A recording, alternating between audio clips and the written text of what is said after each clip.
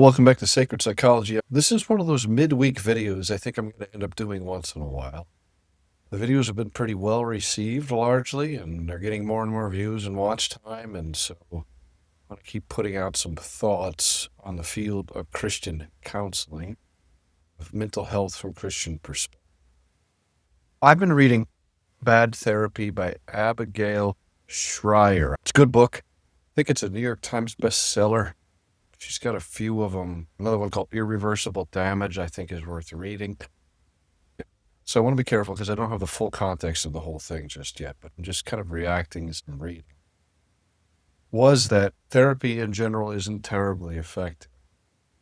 That we're causing more problems than we're helping in some ways because we're making people think about their emotions perhaps too in depth, too much, becoming obsessed with them, and making them the most important thing in people's lives. And the diagnosis has become popular with teenagers. You're out of the club if you don't have a diagnosis.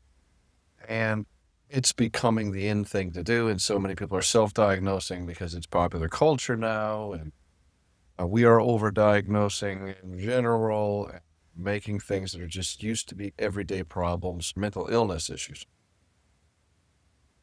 There's a certain amount of this that's true. The field as a whole has defined new diagnoses, I would say mostly legitimately, though some of them, if you think about like adjustment disorder, in some cases, it could be argued that it is not an actual diagnosis, that it's just having a trouble with life circumstances that doesn't rise to meet clinical significance. I accept that to some degree. I also think what we overdiagnose a lot of times in the field as a whole.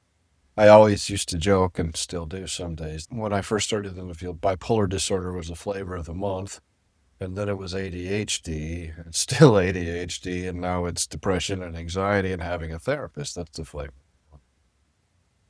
And so this really isn't a good thing to over-normalize these things. It helps people with the illness not feel so far out there, but it also brings everybody out there. And so it's problematic in that way. The other thing is we do work with people that you might call the worried well, that people replace their friendships and their community with therapists in many cases because they're afraid to share, because they're afraid they'll be judged, because they're just too shy and far out there. There's a myriad of reasons. And in that case, there are many therapists who fancy themselves as the best friends of their clients. It's not everybody, that's not a majority of the field that I've seen, but it does happen. Many of us think of ourselves as friends with our clients, as supports, as what their communities should be, when we should be working clinically with people on legitimate mental illness to help them live fuller and more fully functioning, healthy lives.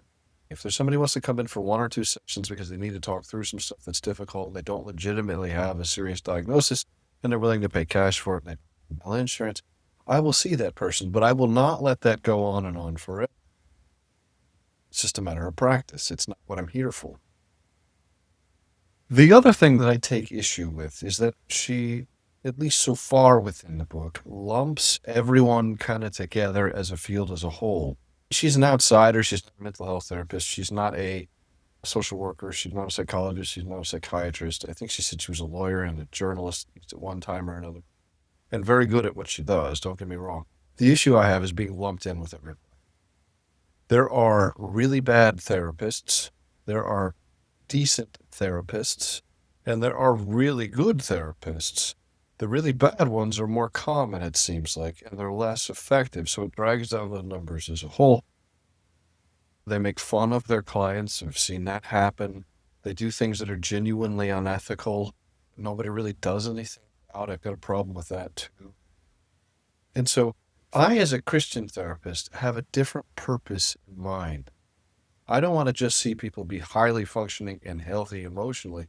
I want to see them eternally healthy. I want to see it ongoing. I want to see it permanent. I want to see it in depth. I don't really want to boost my own ego and just be here to say I'm good at this and I'm wearing a sweater and I'm important. What I want to do is I want to help people's lives and futures. I care about people just because they're created beings, not because of what I can get out of the relationship or just because the pay is decent, which in some cases it really isn't. Especially when you're first starting out, it's difficult to. So this goes back to the same problem. If you watch those videos on my critique of biblical counseling, one of my biggest problems with it is that they lump Christian counseling, that is, those of us who are Christians, who practice from Christian perspective, who meet Christian clients in moments and are able to talk from faith perspective and are clinically trained at high levels, master's degree PhDs, with the secular field. So now what Abigail Shrier is doing here, at least what it feels like to me so far, is she's lumping secular Christian therapy together. It seems like no matter what side people come from, they lump us that are clinically trained and committed to our faith and to helping our clients in their own faith as one solid group. So we get lumped with the you're not clinicals and we get lumped with the you're not effectives. So I don't like it. And it's not accurate. So my colleagues, my friends, those that I work with, those that I know their clinical practice, highly skilled, very ethical, and love Jesus all at the same time. There is difference. And to lump all together shows that she doesn't have the knowledge of kind of those nuances, at least so far. But I don't want to be associated with it. I use clinical work that is evidence-based and has a history of research and anecdotal evidence that it's effective. I see people's lives change that come in to see me from when I practice. And so are my friends. So are my colleagues that I know. I see them legitimately helping people in those stories. The stories I hear from, the reports I hear from them about people changing. The people I supervise for the limited licensures, the reports that I hear from them about their clients changing and growing. It happens all the time. And so I would just kindly ask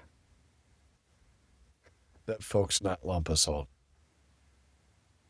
And if you're looking for good therapy and you're of Christian faith, I recommend you find a Christian therapist that is both clinically trained and has a sound understanding of theology. Thanks.